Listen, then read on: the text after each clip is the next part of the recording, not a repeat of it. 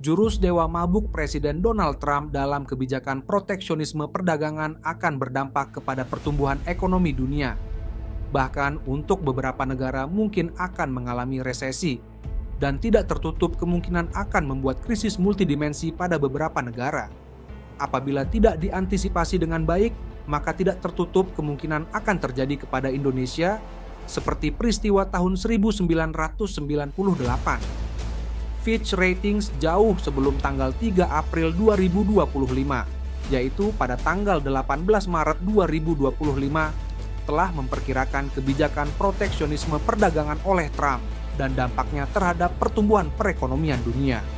Kebijakan super proteksionisme Trump ini sudah dapat ditebak oleh banyak pihak, karena hal ini telah diumumkan pada saat kampanyenya, dan juga telah dilaksanakan pada periode pemerintahannya yang lalu.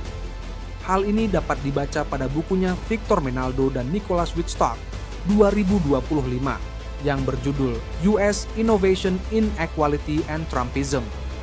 Buku tersebut mengulas tentang kebijakan Trump pada periode pemerintahan yang lalu terkait proteksionisme perdagangan, pembatasan arus modal dan teknologi internasional, dan subsidi untuk penyedia bahan baku Amerika dan produsen dalam negeri. Walaupun kebijakan tersebut ditolak oleh negara-negara bagian yang lebih inovatif. Fitch Ratings memperkirakan pertumbuhan ekonomi dunia akan melambat menjadi 2,3% tahun 2025, jauh di bawah tren, dan turun dari 2,9% di tahun 2024.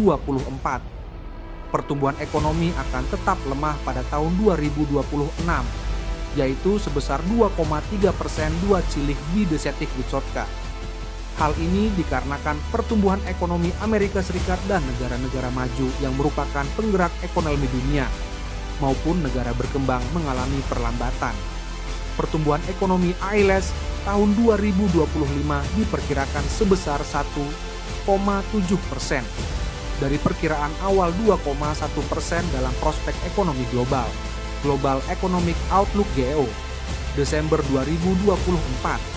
Sedangkan perkiraan pertumbuhan ekonomi tahun 2026 menjadi 1,5% dari 1,7%. Angka-angka ini jauh di bawah tren dan turun dari pertumbuhan tahunan hampir 3% pada 2023 dan 2024.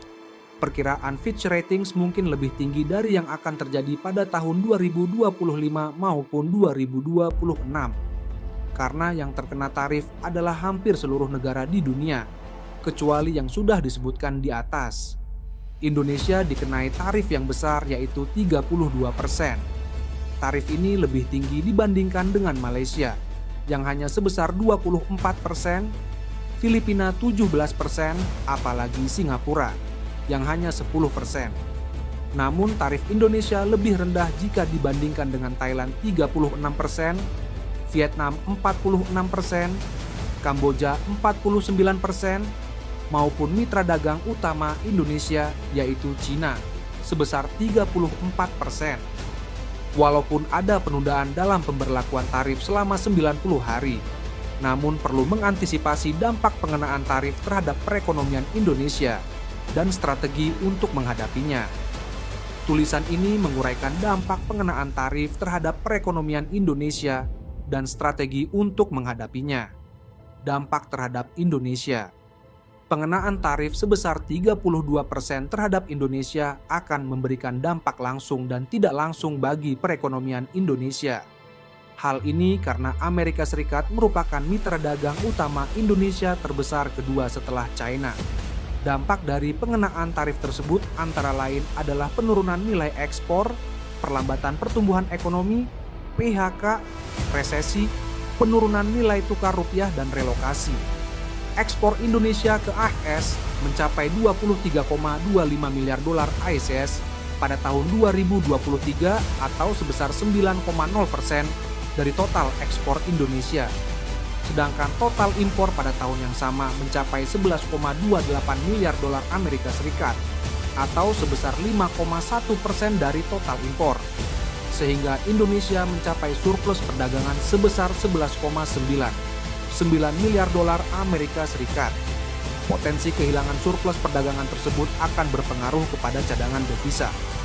Ekspor utama Indonesia ke Amerika Serikat meliputi produk hasil pertanian dan non-pertanian. Ekspor produk pertanian berupa 1. Minyak sawit 3,5 miliar dolar Amerika Serikat. 2. Mebel dan furnitur 2,8 miliar dolar Amerika Serikat. 3. Karet 1,8 miliar dolar Amerika Serikat 1,5 miliar. 4. Produk perikanan 1,9 miliar dolar Amerika Serikat. 5. Kakao dan produk olahan 600 juta dolar Amerika Serikat. Dan 6. Produk kertas 500 juta dolar Amerika Serikat. Sedangkan ekspor produk non-pertanian berupa 1. Tekstil dan produk garmen 1 miliar dolar Amerika Serikat. 2. Elektronik 900 juta dolar Amerika Serikat. Dan 3. Logam mulia 170 juta dolar Amerika Serikat. 400 juta. Daya saing barang Indonesia dari komoditas di atas akan rendah. Apalagi pesaing Indonesia dikenakan tarif yang rendah.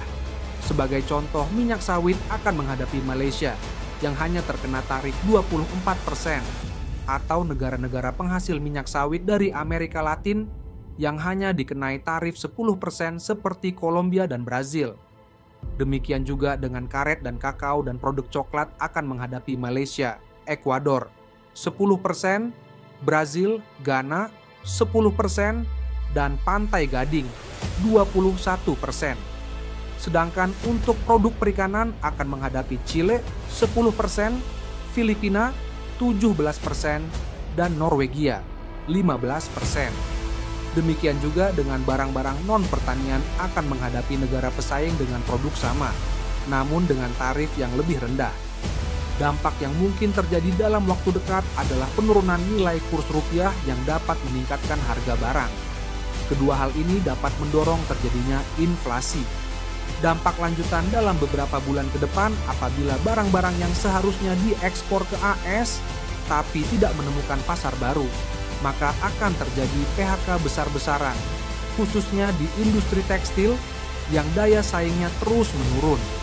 PHK apabila tidak dapat diserap oleh gig ekonomi, sekalipun akan menimbulkan pengangguran, dan lebih lanjut akan menimbulkan kemiskinan. Dampak lainnya adalah perlambatan pertumbuhan ekonomi bahkan mungkin berakibat resesi. Hal ini karena mitra ekonomi terbesar Indonesia, China, menghadapi tarif yang tinggi. Sedangkan ekspor ke Cina pada tahun 2023 mencapai 64,93 miliar dolar Amerika Serikat, 25,1%. Apabila terjadi perlambatan pertumbuhan di Cina, maka akan berdampak pada perlambatan pertumbuhan di Indonesia. Jadi kemungkinan terjadinya resesi di Indonesia relatif besar. Dampak pada tahun depan adalah adanya potensi relokasi industri tekstil dan industri elektronik. Mereka tentunya akan mencari negara-negara yang dikenai tarif rendah, sehingga mereka dapat memasarkannya ke Amerika Serikat. Berkelit dari pukulan tarif, kebijakan pengenaan tarif Trump ini dapat berlangsung lebih lama daripada pandemi COVID-19, juga magnitudenya lebih besar. Oleh karena itu, pemerintah harus berhati-hati dalam memilih kebijakan agar tidak jatuh ke dalam kubangan resesi ekonomi. Perang dagang ini bukan hanya masalah pemerintah, tapi masalah seluruh stakeholder, termasuk pelaku usaha besar dan UMKM maupun masyarakat. Ini bukan sekedar perang dagang maupun perang ekonomi, tapi lebih dari itu, perang geopolitik dan perang kehormatan. Bangsa Indonesia sebagai bangsa pejuang tentu tidak perlu takut dengan pola-pola seperti ini. Kita pernah dijajah selama 3,5 abad dan tetap bisa bertahan. Tentu kita tidak ingin dijajah lagi dalam bentuk baru, neokolonialisme dan imperialisme nekolim.